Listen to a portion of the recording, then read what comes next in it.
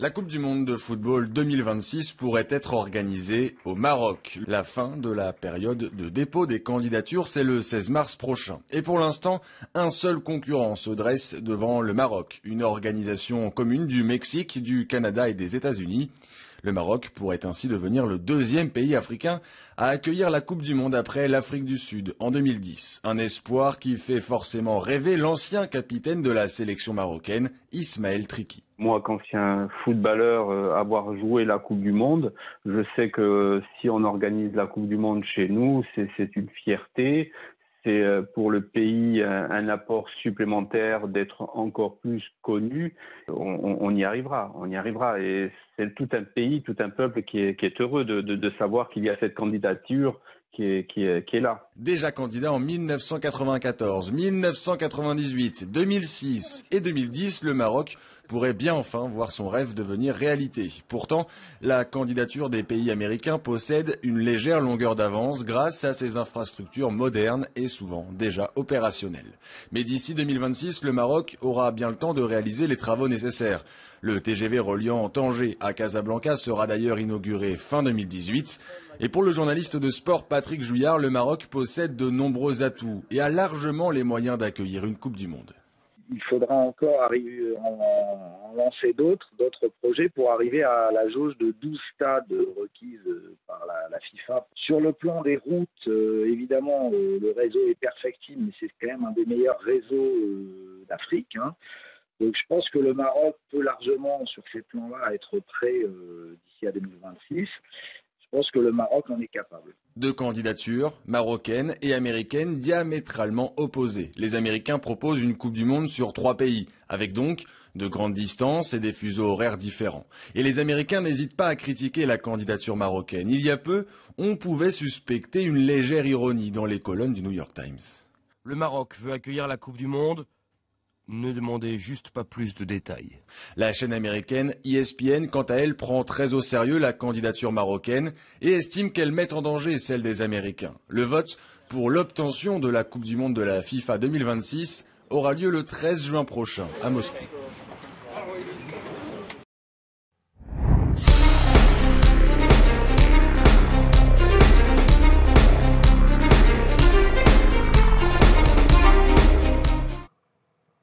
Allo salam, salut à tous les amis, bienvenue sur Manque Atlantis, c'est Ayour Atlas pour vous commenter l'actualité. Vous avez vu, donc pour le Maroc, la possibilité d'avoir la Coupe du Monde en 2026, sachant que la dernière fois en 2022, enfin je crois que c'est 2022, oui c'est bien ça, il y a eu donc le refus, donc voilà, et pour le Qatar. En fait, je voudrais revenir un petit peu sur ce phénomène, parce que bien sûr il y a beaucoup de gens qui s'intéressent à ça et qui sont prêts déjà à débourser de grandes sommes pour leurs abonnements à Being Sport, etc. Enfin, si je ne me trompe pas, le nom de la chaîne, donc parce que je vous le dis franchement, je suis pas très foot, n'empêche que autrefois, étant plus jeune, j'avais effectivement beaucoup comment dire, j'avais beaucoup d'attrait pour ce sport, mais il faut bien comprendre que on nous a pas laissé le choix. Et c'est là que, c'est pour ça le sujet de cette vidéo justement, c'est pour vous dire à quel point le football est un sport sournois en soi, parce qu'il n'apporte pas, si vous voulez, quelque chose finalement à nos populations, mais au contraire se nourrit de leur pauvreté. J'en veux par exemple, le fait que le football, quand on observe bien ce sport, déjà premièrement, bon, ça c'est un sujet à part, c'est un sport colonial, donc néocolonial, mais en plus de cela, il faut bien comprendre que toute cette misère qu'il y a, par exemple, quand on a eu la Coupe du Monde au Brésil, rappelez-vous, les bidonvilles et les favelas, tout ça, ça n'a pas été réglé. Non, au contraire, les autorités brésiliennes ont dégagé les gens à coups de balai en leur disant, bah, il faut pas que la caméra vous voie, il faut masquer la pauvreté pour que les gens, quand ils vont venir voir leur équipe de football, voir leur match, ils voient un Brésil flamboyant et neuf, et voilà. Et si vous voulez, tous ces stades, toute cette économie derrière, le fait qu'il y ait des touristes, etc., et qu'évidemment, bah, il y a une espèce d'économie qui se crée, ne profite pas aux gens du peuple, ne profite pas aux locaux, mais bien sûr à des grands tenants de cette grande mafia qui est la FIFA. Donc, comprenez bien que ce sport déjà n'est pas dans notre culture, même si on peut en trouver des traces dans ce qui a été l'Antiquité hellénique, mais en tout cas, ce n'est pas, si vous voulez, un sport qui a émergé de nos nations, c'est un sport qui a émergé de l'Angleterre, de la perfide Albion, et bien sûr, qui a été propulsé par l'époque coloniale. Il faut savoir que les premiers clubs de foot étaient des clubs pardon, portuaires, c'est-à-dire que c'était évidemment les zones que les Anglais et les Britanniques avaient colonisées. Et ils avaient bien sûr un petit peu leur méthode de colonisation à la carthaginoise, c'est-à-dire un petit peu comme les Phéniciens avaient leur espèce de comptoir qu'ils appelaient commerciaux. Donc évidemment, vous avez bien compris que c'était des futurs bastions coloniales. Donc, si vous voulez, le problème de ce sport, c'est que déjà, il arrive avec un esprit colonialiste, mais en plus de ça, il a une raison d'être. C'est-à-dire qu'il n'y ait pas évidemment l'esprit sportif, qu'il n'y ait pas évidemment le culte du corps, le culte, si vous voulez, un petit peu comme chez les Hellènes et les Romains, le culte, si vous voulez, vis-à-vis des dieux, etc., donc le Jeux olympiques, etc. Non, on est vraiment dans un sport qui a une visée politique, c'est-à-dire quand en Angleterre, il y avait tout ce raffut autour du football et qu'il a été popularisé, c'était dans un but bien précis, c'était pour endormir le peuple, pour faire en sorte que justement les gens ne pensent pas aux vrais problèmes, pour justement éviter ce qui à l'époque allait peut-être donner naissance à une espèce de révolution. Donc il s'agissait, si vous voulez, de calmer un petit peu les populations en leur donnant une petite baballe, enfin, façon de parler, mais quelque chose pour les occuper, leur occuper l'esprit, évidemment, pour qu'ils se dépensent et qu'il n'ait pas cette énergie, cette fougue qui les pousse à la révolte et à se jeter face aux armées de la reine d'Angleterre. Donc voilà, tout simplement, si vous voulez, ça a toujours été comme ça et ça l'est toujours. Maintenant, au jour d'aujourd'hui, dans nos pays, on ne peut pas nier que le football est là cette image de sport du tiers-monde. C'est-à-dire que dans tous les pays qui sont soit des anciennes colonies, soit des pays encore sous domination, euh, toujours il y a ce rapport favorable au football. Et les jeunes pensent évidemment, et quand je dis ça, je ne dis pas que je suis un vieux, mais comprenez bien, je parle des plus jeunes encore, ceux qui sont adolescents, voire même avant d'être adolescents, des petits de 8 ans, 10 ans, ils sont dans une situation dramatique parce qu'ils pensent aimer ce sport, sauf qu'on leur a fait aimer, on leur a pas donné. Vous savez, c'est comme comment dire, c'est comme dans la scène de Matrix là, quand on propose la pilule bleue ou la pilule rouge. C'est là ta dernière chance. Tu ne pourras plus faire marche arrière. Choisis la pilule bleue et tout s'arrête. Après, tu pourras faire de beaux rêves et penser ce que tu veux. Choisis la pilule rouge, tu restes au pays des merveilles. Et on descend avec le lapin blanc au fond du gouffre. Là, c'est clair, il y avait aucune. Là, on n'a qu'une seule pilule, c'est le football. On n'a pas de choix en fait finalement. Il y a ça ou rien. Donc, comprenez-le. Enfin, en tout cas, dans la plupart des pays du tiers-monde, c'est ça ou courir. Mais ouais, on en revient finalement à un choix qui n'en est pas un. Donc, finalement, ce que j'essaie de vous faire comprendre, c'est que ce sport, il a été imposé et les jeunes, beaucoup, pensent que voilà, donc qu'ils l'ont choisi parce que c'est un sport qu'ils aiment, etc. Sauf que ils n'ont pas eu le choix. C'est pas comme dans les pays très développés où il y a des gens qui sont tennisman, des gens qui sont basketteurs ou autre chose. Je veux dire, il y a plein de sports, de lutteurs, etc. Mais chez nous, c'est voilà. Vous prenez n'importe quelle population comme ça du tiers-monde ou des pays en développement comme chez nous, vous prenez les jeunes, vous leur demandez qu'est-ce que vous aimez comme sport, alors là, vous êtes sûr à 98% qu'ils vont tous vous dire le football. Et c'est pas, si vous voulez, parce qu'ils aiment ce sport, mais c'est qu'il y a que ça. Et si vous voulez, c'est fait exprès. Les États post-coloniaux, donc les sous-traitants de la colonisation, donc nos États comme chez nous avec le Marzen, mettent en avant si vous voulez, l'idée que, enfin, ce sport, en tout cas, déjà, le finance énormément, met en avant des stades ultra modernes alors que le pays n'a même pas encore de train, enfin, de choses basiques, quoi, vous voyez ce que je veux dire? À peine de l'eau, d'ailleurs, pour certaines populations.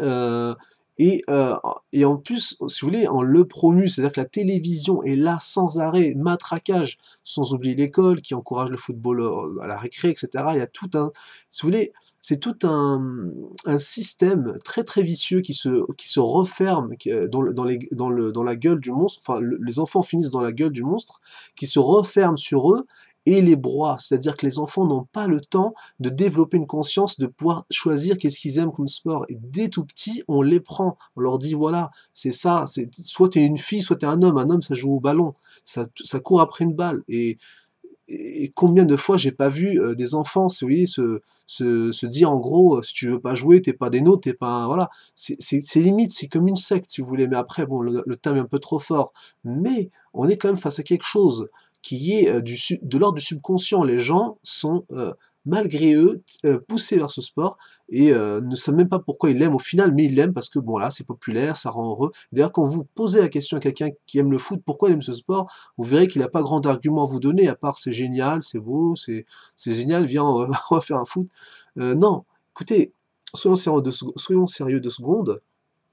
Moi, j'ai vu au Maroc ce qui s'est passé. Il y a énormément de stades qui ont été créés alors que des infrastructures de base n'ont même pas été faites. Euh, N'en parlons pas, même pas des pays nigériens, n'en parlons même pas, parce que chez les Nigériens, chez les subsahariens, c'est encore pire, c'est-à-dire c'est vraiment des coupures d'électricité. Par contre, un stade qui consomme je ne sais plus combien de milliers de mégawatts, bah, pour contre, là, ça y va, là, il n'y a pas de problème, les projecteurs fonctionnent.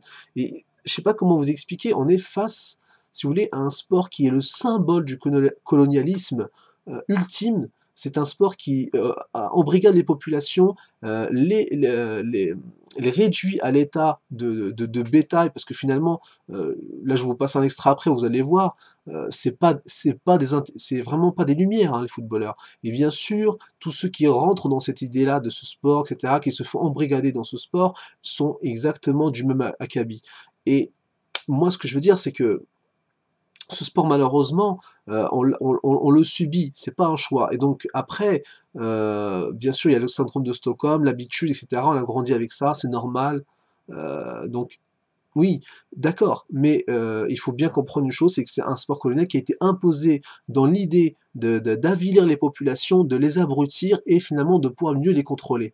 Et comment vous dire, vous avez ça dans nos pays, donc ils ont été des anciennes colonies, donc à qui on a justement imposé ce sport pour finalement créer une jeunesse qui ne sera pas une jeunesse de révoltés, qui ne sera pas une jeunesse qui va libérer le pays de l'oppresseur, de l'occupant, mais une jeunesse qui va flâner, faire le beau devant les caméras, marquer des buts et dire voilà, voilà, j'ai sauvé mon pays, j'ai aidé mon pays. Mais vous vous rendez compte? Vous vous rendez compte? Les gens croient que en marquant des buts, ils ont sauvé leur pays. Mais vous vous rendez compte de la stupidité des choses quand des gens sont prêts à mourir parce que moi je suis pour Marseille, l'autre il est pour PSG, donc ils sont prêts à se tuer. Moi je suis pour Raja, l'autre il est pour Wydad, et donc on va se tuer pour ça parce qu'on n'est pas du même club, pas du même. Non mais arrêtez, arrêtez là, franchement, j'ai envie de dire là ça ressemble à une secte, mais vraiment. Et donc comprenez bien les choses. En fait, ce sport, il a vraiment été créé dans un but de domination politique et sociale des populations, et bien sûr pas des populations aisées, des populations, on cible bien sûr la masse populaire, la masse pauvre, ou en tout cas peut-être de moyenne classe, mais en tout cas voilà, on essaie de cibler la plupart des gens, et bien sûr qui n'ont pas la capacité, si vous voulez, de se payer un vrai sport, parce qu'il faut savoir que l'équitation ou des choses comme ça, c'est des sports on va dire bourgeois, mais c'est pas bourgeois, hein, ça n'a jamais été, quand on connaît la cavalerie numide, quand on connaît la cavalerie mort, nos ancêtres avaient comme deuxième partenaire de vie le cheval, et c'était quelque chose d'absolument naturel, c'était pas un sport qu'il fallait forcément être équipé voilà, avec le dernier cri pour pouvoir le pratiquer, bien au contraire. Et donc, si vous voulez, le problème, c'est que les gens, on cible ces gens-là qui ne peuvent pas, évidemment, se payer un vrai sport. Donc, finalement, si vous regardez bien, même après avoir quitté nos pays, parce que bien sûr, beaucoup d'entre nous ont immigré et se retrouvent à vivre en Europe avec des possibilités énormes de sport, de discipline, voilà, bon, vous connaissez très bien ce qui est, bon, il y a les arts martiaux, bon, ça, c'est peut-être un cas à part, certains, beaucoup d'entre nous ont réussi, et d'ailleurs, j'en suis content, que ce soit les sports de combat en général ou taekwondo ou ce que vous voulez, mais c'est très très bien, mais comprenez-le bien, c'est des cas minoritaires et en plus c'est souvent les mêmes sports qui se répètent. C'est pas, je sais pas, on n'entend pas un Marocain célèbre dans le judo ou dans le taekwondo. C'est souvent toujours la boxe, enfin voilà, la boxe thaï, la boxe. Enfin c'est toujours les mêmes sports si vous voulez. Et finalement c'est des sports qui sont bien typés et c'est voilà. C'est un stéréotype, c'est un cliché. Et en fait, ce que je veux vous dire, c'est que dans les pays vers lesquels on a émigré, on se retrouve finalement à recourir après la baballe, ça recontinue, on est encore emprisonné dans le football. Regardez dans toutes les cités, vous voyez, vous allez voir dans les quartiers populaires, c'est toujours ça on a toujours cette sur-représentation du sport partout, des stades partout, hein, des stades de foot dans tous les côtés, alors que dans les quartiers, dans les villes normales, bah, il y a un stade ou deux maximum. Pourquoi quatre stades juste pour une cité, pour voilà. Mais il faut bien comprendre une chose, c'est que ça a été créé, voilà, pour ça, comme je vous l'ai dit, pour faire que les jeunes se défoulent et finalement ne se défoulent pas sur autre chose. Donc, vous voyez, comprenez qu'il y a l'idée, si vous voulez, d'enlever à l'homme cette espèce de virilité, cette espèce de fougue, d'en faire une espèce d'enfant, comme ça, d'enfant roi. Donc voilà, il court après la baballe. Et en plus de cela, on vous paye, donc quelque part, vous êtes une vraie personne, vous êtes bien payé, vous êtes quelqu'un, etc. Sauf que tous ces quelqu'un, toutes ces personnes, vous prenez n'importe qui, même Zidane, hein, vous le mettez face à un journaliste qui lui pose des questions, que ce soit 60 pi ou que sais-je, il n'a rien à dire. Il n'a rien à dire. Il va tourner en rond et finalement ne va pas apporter grand-chose comme réflexion. Donc voilà les amis, puis bah, je vous laisse regarder l'extrait. Hein, donc vous avez la préparation du mondial, donc l'avis des joueurs de la sélection marocaine. Le Maroc ambitionne d'organiser la Coupe du Monde 2026. Est-ce que tu y crois en tant que Marocain et surtout pourquoi tu y crois? Je le suis de très près même, c'est très important pour le pays et je pense qu'honnêtement, vu comment le football marocain se porte actuellement, vu comment notre pays est en train d'évoluer au niveau des infrastructures, etc., ce serait une juste récompense. Ce serait une juste récompense parce que le Maroc, aujourd'hui, est largement capable d'organiser ce genre d'événement. Et encore, là, on sait qu'il y a des travaux qui vont être faits sur le stade de Casablanca. On sait que le stade de Marrakech, il est quasiment neuf. Pour moi, il est neuf. Rabat aussi, qui a fait un super stade, des super infrastructures. Et ça va continuer partout comme ça au Maroc. Donc je pense qu'aujourd'hui, le Maroc est un super pays qui est visité chaque année par des millions de touristes. On y mange bien, on se sent bien. Moi, j'ai beaucoup d'amis qui vont au Maroc. À chaque fois, ils me disent j'ai été super dans ton pays, on est vraiment top, les gens sont accueillants. Donc c'est l'heure pour le Maroc. Donc je pense que l'heure a sonné de donner enfin cette Coupe du Monde à notre cher pays. Et en tout cas, honnêtement, on le mérite. Salut, c'est Mehdi Benassia. Je vous donne rendez-vous au mois de mars sur le 360 pour une journée 100% Lion de l'Atlas. L'heure a sonné quoi? L'heure a sonné d'en finir avec ce sport. C'est incroyable. Quand vous entendez quelqu'un comme ça vous dire que c'est important pour le pays, c'est sidérant. Le pays a besoin d'écoles, a besoin d'entreprises, a besoin d'une aide à l'entrepreneuriat, aux jeunes qui essayent de créer des choses, mais des produits, des véritables créations. On leur donne rien, on les freine. Des gens qui créent des sociétés, on les freine. On fait tout pour que le pays reste sous le joug d'une seule mafia et que finalement rien ne se développe et que les gens soient obligés de partir immigrer, vivre dans des pays d'ailleurs dans lesquels ils sont ni les bienvenus, ni même, je sais pas, finalement, même nous on n'est pas content d'y vivre, donc quelque part, pourquoi partir dans ces pays-là? Pourquoi? On est obligé, mais là vous avez un type qui vous dit que non, ce qui importe, ce qui est bon pour le Maroc, c'est important, c'est le football. Franchement, c'est la dernière des choses que le Maroc a besoin. Le Maroc a besoin d'eau, le Maroc a besoin d'agriculture, le Maroc a bien plus que ce que vous pensez. Là, malheureusement, on nous dit que le Maroc fait de l'agriculture, il fait de l'agriculture intensive, mais c'est pas ça ce que le Maroc a besoin. Il a besoin d'une vraie agriculture saine, bio, éthique, libyque. Après, bien sûr, il y a d'autres choses qu'il faut comprendre. Le Maroc, il a besoin aussi d'une population éduquée, mais quand je dis éduquée, c'est dans le sens que les jeunes doivent pouvoir accéder au savoir et non pas juste au Coran, les maths, le Coran, les maths, le Coran, les maths, l'arabe. Il n'y a pas que ça dans la vie. Malheureusement, c'est que ça qu'on leur propose. Et j'ai parlé avec plusieurs étudiants marocains, on leur enseigne rien du tout. La seule chose, leur seule ouverture d'esprit qu'on leur donne, c'est Rousseau, enfin voilà, Victor Hugo, enfin des choses, voilà, la franc-maçonnerie, l'humanisme d'élite, hein. Finalement, la propagande d'État française continue son bonhomme de chemin au Maghreb. Et donc moi ce que je veux dire c'est que finalement ces gens-là sont à vomir. Tous ces footballeurs sont à vomir. C'est des gens qui ne considèrent pas, d'ailleurs qui ne font jamais rien parce que finalement j'ai jamais vu un de ces footballeurs, je sais pas moi, participer à une espèce de cause, essayer de parler, de sensibiliser les gens, de dire, de créer, je sais pas moi, une école au Maroc, de faire des dons, mais vraiment importants, pas des choses superficielles. Mais c'est malheureux, ces jeunes, ces gens-là, parce que finalement, je sais pas, c'est comme si on avait formé une espèce de racaille mondialiste, des Rachid System, hein, c'en est un lui aussi, hein.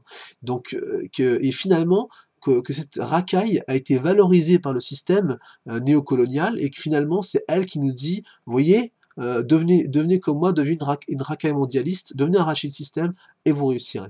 Et bien sûr, en plus, comme monsieur se prend pour le centre du monde et pense qu'il est important pour la nation, nous dit ah oui, ce qu'on fait c'est très important, le football c'est capital pour le Maroc. Non mais écoutez, bon, c'est pas dans cet âme qu'il l'a dit, mais voilà, vous avez compris quand même que il y a une véritable matraquage de propagande pour faire penser aux jeunes que finalement ce qui importe pour le Maroc c'est le drapeau ou c'est une victoire contre l'Algérie ou contre Burkina Faso ou que sais-je. Moi je dis que le Maroc en football, qu'il massacre le Brésil ou la France ou que sais-je, ça ne vaut rien du tout. C'est comme il y a quelques années quand les gens sifflaient la Marseillaise ou sifflaient les Français, quand il y a eu le France-Algérie, en essayant d'utiliser le stade comme une espèce de tribune de vengeance par rapport à l'époque de l'Algérie française, etc., de la colonisation.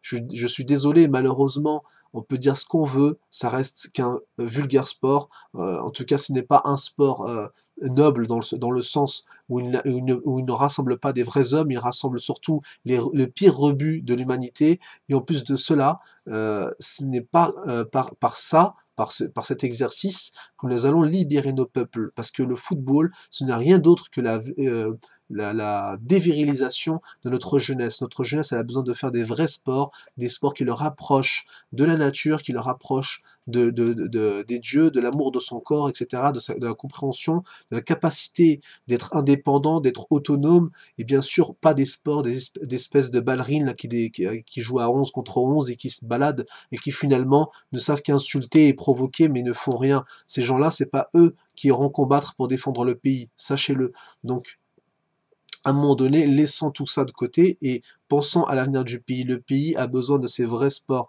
Nous avons, nous aussi, nos sports libyques, nos sports berbères, qui ont été oubliés, et c'est ça qu'il faut remettre en goût du jour. Et bien sûr, là, si le Maroc organise dans un futur idéal, bien sûr, dans un futur proche peut-être, une compétition internationale des sports anciens ou quelque chose comme ça, ah, ce serait juste magnifique. Et là, évidemment, on a envie de voir une espèce de coupe méditerranéenne, et non plus ces espèces de spectacles qui finalement ne mettent pas en valeur notre culture ni notre état d'esprit et finalement ne profitent qu'à des économies étrangères. Mais je tiens bien à vous l'affirmer, je ne suis pas anti-football, je respecte ce sport malgré tout, mais je dis juste que son utilisation politique est une véritable pépinière, si vous vous voulez, pour les manipulateurs et les agents coloniaux de tous bords. Donc il faut à un moment donné que ce sport revienne à sa place, retombe à son niveau, à ce qu'il devrait être, et laisser la place à d'autres sports qui pourraient bien nous mettre en avant. Au Maroc, on a énormément d'athlètes, on a beaucoup de potentiel dans l'athlétisme, comme ça a été pour les Éthiopiens, mais au-delà de ça, on a été vraiment sous-représenté dans les Jeux Olympiques. Il n'y a pas eu quelque chose de vraiment extraordinaire. Il y a eu des skieurs, des gens qui faisaient donc des sports d'hiver qu'on a complètement voilà, donc on les ignore, ils n'existent pas, les sports d'hiver au Maroc, pourtant si, mais si vous voulez, voilà, on donne l'importance au football. Moi je pense qu'il faudrait donner l'importance à des sports comme la natation, des sports comme l'équitation. Je pense qu'il y a beaucoup de choses, évidemment nos célèbres ce qu'ils appellent Fantasia, mais bon, vous avez bien compris, il s'agit bien de Tafraout, il s'agit bien de Tuboreda, comme ils disent, bon, vous avez compris, et ce genre d'événements et d'espèces de sports équestres sont très intéressants, et c'est des sports qui musclent véritablement, et qui sont très importants pour la santé, et je pense que même pour l'esprit, vraiment nous reconnecter avec notre animal fétiche qui est le cheval, est quelque chose de très important. Il faut à un moment donné arrêter de courir après le ballon et se retourner vers notre passé glorieux et nos sports libiques. Donc voilà les amis, je vous remercie d'avoir regardé cette vidéo, je vous remercie tous pour nous soutenir dans les réseaux sociaux, n'hésitez pas à nous rejoindre sur les réseaux sociaux, de soutenir sur Tipeee, et je vous dis à très bientôt pour d'autres vidéos, salut à tous.